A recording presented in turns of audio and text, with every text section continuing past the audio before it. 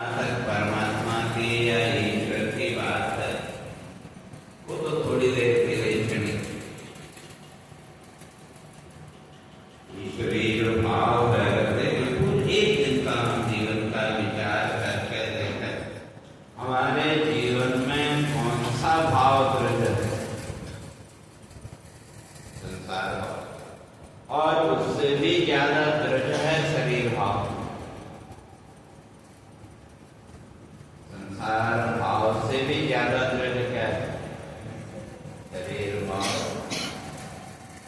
तो इसलिए विचार को हमको करना पड़े कि हम वास्तव में अपने आप से क्या चाहते हैं। ईश्वर की बात हम अपने आप से क्या चाहते हैं वो महत्व। भगवान ने कहा ये यथा माम प्रपद्यन्ते सांस्ततयो तयांति। तो भगवान स्पष्ट कहते हैं जो जिस भाव से मेरे सामने आएगा मैं उस भाव में उसके सामने प्रकट हो। तो अब पहले तो हमें ही अपने उस भाव को खोजना पड़ेगा कि हम अपने आप से क्या चाहते हैं।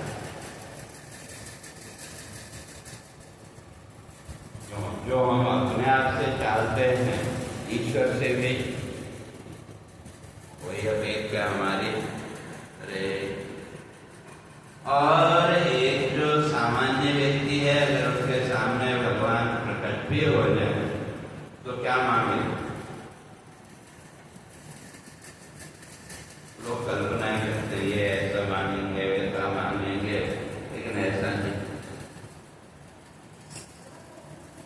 जो भाव आपका दृढ़ हो, जिस भाव से आप भगवान की पूजा उपासना भक्ति जो कुछ भी आप करते हैं, अगर कभी भगवान सामने प्रकट भी हो जाए तो वही सामने आएगा। दूसरी बात है जिस भाव से आप भगवान की साधना करोगे, जिस भाव से आप साधना करोगे तो फल। अगर संसार भाव को लेकर के हम साधना कर रहे हैं और चाहें कि वे हमको मोक्ष मिल जाए तो वो संभव नहीं। तो संसार भाव से अगर साधना कर रहे हैं तो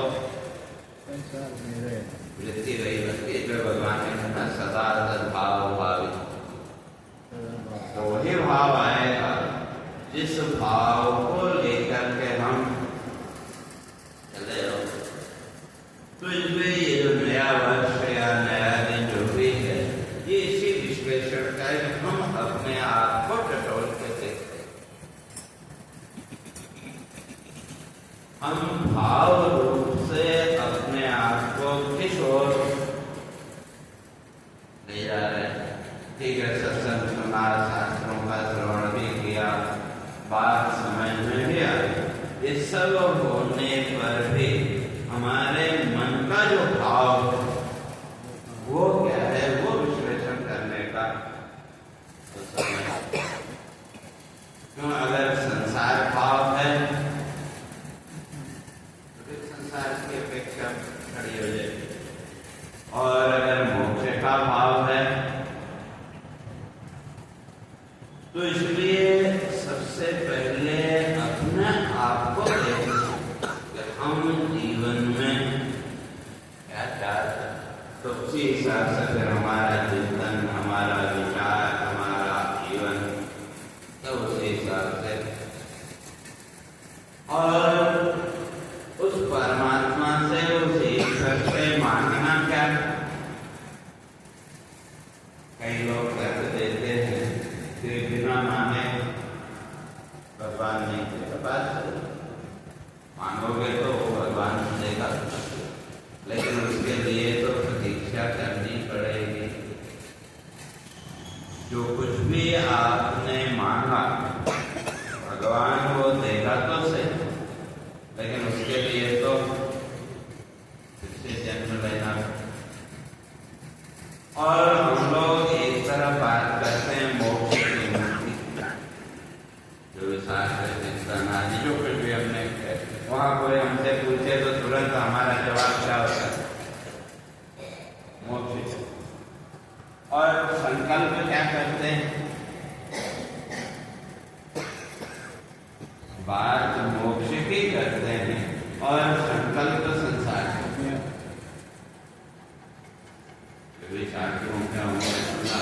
या भगवान के सामने जो भी हमने डिमांड रखी और वो डिमांड रखने का अर्थ ही है कि हमने अपने एक नए जन्म का संकल्प तो कर लिया। और सामान्य तैयारी करते हैं तो कोई भी कार्य हम करते हैं तो फल की अपेक्षा तो है। तो अभी शास्त्र आदि का श्रवण चिंतन जो जीवन में हमने किया तो उसके द्वारा कुछ समझ में तो आया, जितना भी आया। तो अब मान लो फल की इच्छा नहीं है इस जीवन में, तो फिर हम क्या सोचते हैं? चलो इस जीवन में नहीं मिलेगा तो अगले जन्म में मिलेगा। मन के अंदर वो वृत्ति उठती है। तो फिर एक नए जन्म का संकल्प तो हमने पहले ही कर लिया। अब बात मोक्ष की और संकल्प कैसे चलता है? तो ये दोनों चीजें तो संभव नहीं है। जो संकल्प दृढ़ होगा तो इसीलिए अपने आप को कैसे भंवर से जाल से ऊपर उठाना उसका विचार तो हमको करना पड़ेगा। और अगर भगवान से मांगना भी है तो क्या मांगे? क्योंकि जो ज्ञानी भक्त है उसके लिए भगवान ने कह दिया ज्ञानी स्वात्मेव नियमतम, तो ज्ञानी तो मेरा आत्मा। और जो ज्ञानी भक्त है वो उसको तो ईश्वर से भी कोई अपेक्षा नहीं है। तो क्यों जब हम कहते हैं प्रारब्ध, प्रारब्ध कहते हैं भाई जो प्रारब्ध का भोग है, जो भी पूर्व जन्मों में अच्छा बुरा जो कुछ, तो वो भोग तो भोगना ही पड़ेगा। जब वो जीवन का वो प्रारब्ध भोग हमको पूरा करना ही, चाहे वो सुख रूप हो चाहे दुख रूप हो, तो फिर ईश्वर से अपेक्षा क्यों? जिस दिन ये बात समझ में आ जाएगी तो उस दिन उस परमात्मा से जो अपेक्षा है वो भी अपने आप टूट जाएगी। या अगर अपेक्षा नहीं थी तो क्या अपेक्षा होगी? वही मोक्ष। तो जैसे भागवत में कथा आती है गजेंद्र मोक्ष की, वो जो गजेंद्र है वो क्या मांगता है भगवान से? भगवान ने कहा विमान कैसे? तो तब वो कहता है भगवान मैं अगर हम होते तो हम क्या मांगते?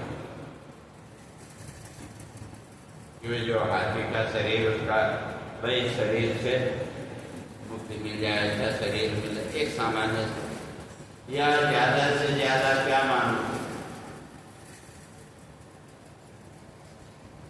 भौतिक तो माओ कहते हैं नहीं मुझे कुछ नहीं। तो भगवान ने कहा मोक्ष, कहते मुझे मोक्ष भी नहीं। तो फिर क्या चाहिए? क्योंकि प्रकृति का नियम है, जैसे मैंने शुरू में कहा, कोई जो मिला वो एक में एक दिन नष्ट हो जाए। और इसी तरह से अगर मुक्ति भी अगर मिली तो एक न एक दिन, तो इसलिए वो वहां कहता है कि ये तो मैं इस शरीर से भी मुक्त होना नहीं चाहता। तो क्या चाहता? न काल योगे न यश्य विप्लव तस्य आत्मा वर्णस्य मोक्ष। न काल योगे न यश्य विप्लव, समय के साथ जिसका नाश क्योंकि शरीर है, शरीर का तो समय के साथ अपने आप नाश होना ही होना। आप कितना भी इस शरीर को सुरक्षित रखने की, बचाने की कोशिश करें, तो एक समय के बाद धीरे धीरे तो जो वृद्धावस्था जिसको हम कहते हैं वो क्या है कि धीरे धीरे। तो इसलिए जो शरीर है, शरीर का नाश तो समय के साथ, काल के साथ एक न एक दिन और चाहे कैसा भी शरीर।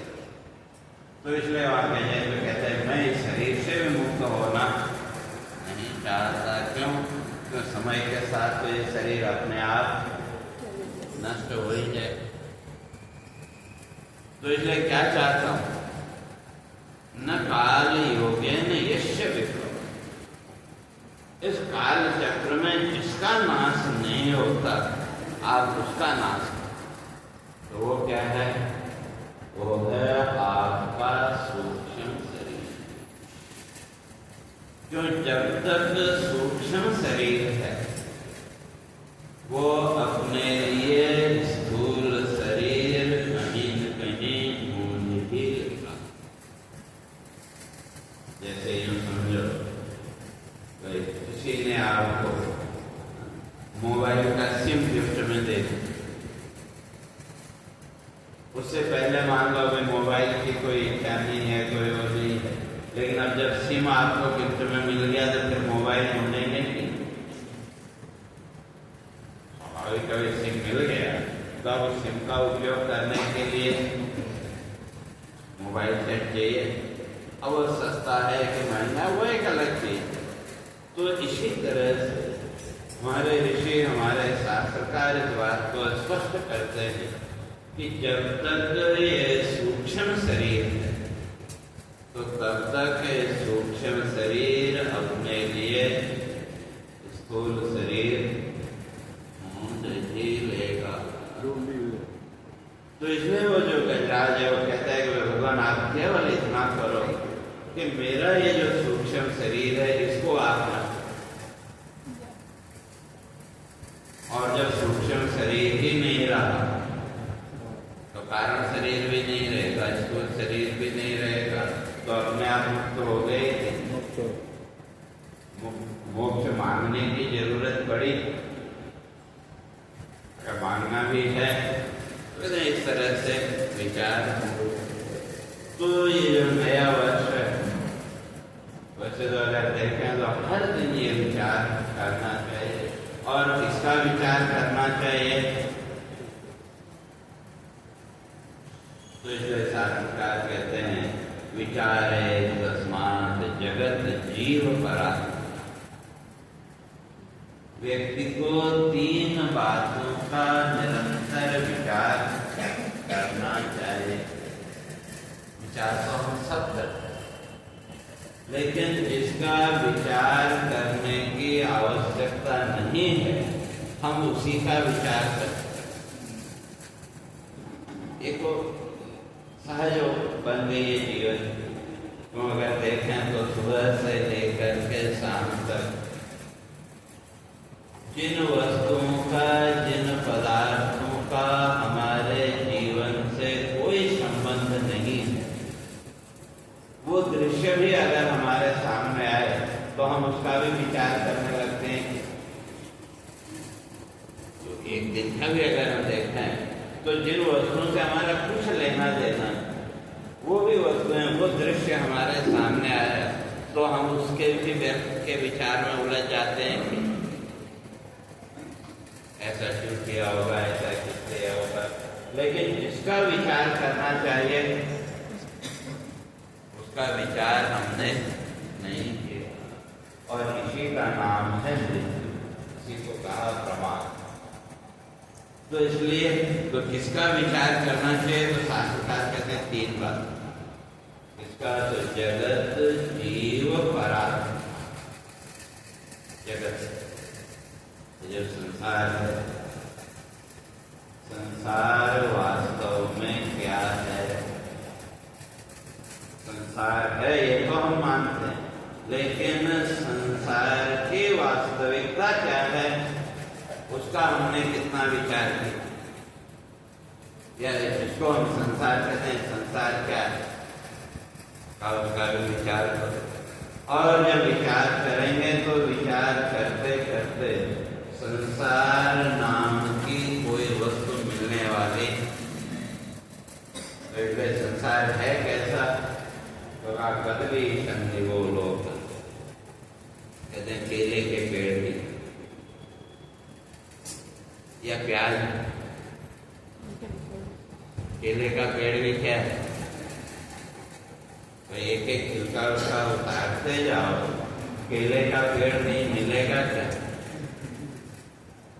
एक बात है, कोई अंग्रेज उसका कोई मित्र था इधर बॉम्बे में, एक बार उसने पढ़ा प्याज के बारे में, प्याज में बड़े गुण होते हैं, बड़ा अच्छा है, तो उसने अपने मित्र को टेलीग्राम किया, कभी तुम मुझे जो है तो थोड़ा प्याज भेजो, बहुत पुराने, और कहा कि साथ में वे उसकी विधि भी लिख के भेजना, वे कैसे उसको उपयोग, तो उसका जो मित्र था उसने एक पार्सल बनाया भेज दिया, और साथ में लिखा कि भाई इसको कट करने से पहले इसके छिलके उतार लेना। अब जब प्याज वहाँ पहुँचा तो वो जो अंग्रेज था उसने प्याज के छिलके उतारने शुरू किए, लेकिन वो जितना प्याज उसने भेजा था लेकिन प्याज तो मिला ही नहीं। फिर बाद में वो कहते हैं भाई उसने प्याज देता है, लेकिन ये तो सिर्फ छिलके प्याज तो मिला ही नहीं। तो इसी तरह से कहने का अर्थ है कि जब विचार करेंगे तो जब संसार के छिलके उतारना शुरू करेंगे कि वास्तव में संसार क्या है, का संसार नाम की कोई वस्तु मिलने वाली, और जब संसार नाम की कोई वस्तु है ही नहीं, तो जो संसार भाव हमने अपने मन में बैठा के रखा है वो भी अपने आप निकल जाएगा। तो एक से रूप हो गए, लेकिन संसार नहीं है, लेकिन मैं अपना ईगो तो है कि मैं ये हूँ, मैं वो हूँ, जो कुछ भी, लेकिन ये भी क्या है जिसको हम मैं कहते हैं का इसका भी विचार करो, तो मैं नाम की भी कोई वस्तु मिलने वाली नहीं। हम कहते हैं मैं, तो मैं किसको हम कहते हैं, शरीर को या शरीर से भिन्न कुछ विचार करो। तो सामान्य जीवन के व्यवहार में हमने इस शरीर को ही मैं मान लिया, लेकिन जिस समय आप इस शरीर भाव से ऊपर उठे उस समय भी आपका स्व का भाव है। तो जब उसका मैं का जब विचार करेंगे तो का मैं नाम की, जीव नाम की भी कोई वस्तु मिलने वाली नहीं है। तो जो संसार भाव था वो भी दूर हुआ, और जो स्वयं का एक अहंकार का भाव था कि मैं ऐसा, मैं वैसा, मैं ये, मैं वो, तो वो भी, तो फिर बचा क्या, परमात्मा केवल वो आत्म भाव, परमात्मा भाव ही बचेगा। और जिस दिन उस स्थिति में हम पहुंच गए तो उस दिन जीवन मुक्ति का संसार के सारे भावों से जब हम ऊपर, और उस भाव में जब पहुंचेंगे तो उस समय की वो आनंद की अनुभूति तो एक अलग ही होती। जैसे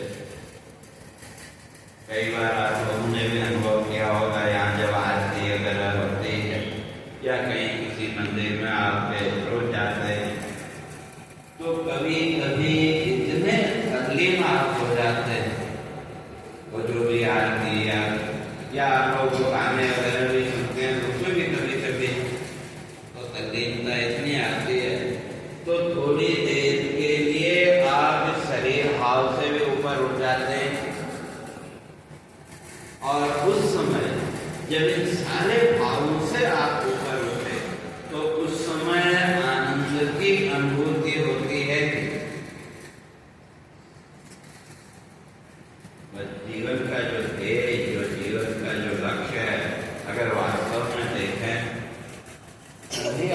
करने की हम जैसे प्रातः काल में चर्चा करके कि जो कुछ भी हम जीवन में करते हैं वो किसके लिए? खुशी आनंद। क्योंकि अगर ये संसार की वस्तु जिन सबको हम बोलते हैं इसके लिए कर रहा हूँ, उसके लिए कर रहा हूँ, अगर वास्तव में यही हमारा गोल होता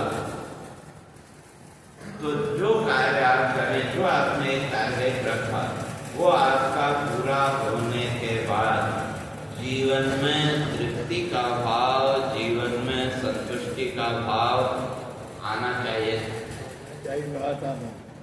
तो अगर वही हमारे जीवन का गोल था तो फिर वहां तक पहुंचने पर भी अतृप्ति का भाव क्यों? उसका सीधा सीधा अर्थ ये है कि वो हमारा लक्ष्य नहीं है। तो लक्ष्य तो क्या है? वही परम सुख है, वही परम आनंद की स्थिति। और वो परम आनंद की स्थिति बिना विचार के, इसलिए किसी ने शंकराचार्य से प्रश्न किया, काव्य संसार बंधन से मुक्त होने का उपाय क्या है? तो भगवान शंकराचार्य स्पष्ट करते हैं, विचार एवं तस्य औषध। केवल एकमात्र विचार ही उसकी दवा। तो जितना हमारा चिंतन, जितना हमारा विचार दृढ़ होगा तो वो विचार ही धीरे धीरे हमको, और विचार किसका? तो ये थी जगत, जीव और परात्मा। संसार क्या है, जीव क्या है, और जिसको हम ईश्वर या भगवान कहते हैं वो क्या है। कई तीनों का निरंतर विचार जब हम करेंगे तो धीरे धीरे जीवन की जो वास्तविकता है वो समझ में आएगी। और जब वो जीवन की वास्तविकता समझ में आने लगेगी तो समझ लो उसी दिन से हमारा जीवन अब धीरे धीरे फिर संसार के सुख दुख के भाव से हम बाहर निकलेंगे। तो ये नया साल आप सबके जीवन में उस आनंद भाव को, उस आनंद की अनुभूति को सार्थक बनाने का माध्यम बने। आप सब लोग चिंतन के द्वारा आनंद, जीवन के उस परम आनंद का अनुभव प्राप्त करें। इस नए वर्ष में ये हमारी शुभकामना, शुभभावना और आशीर्वाद इसी के साथ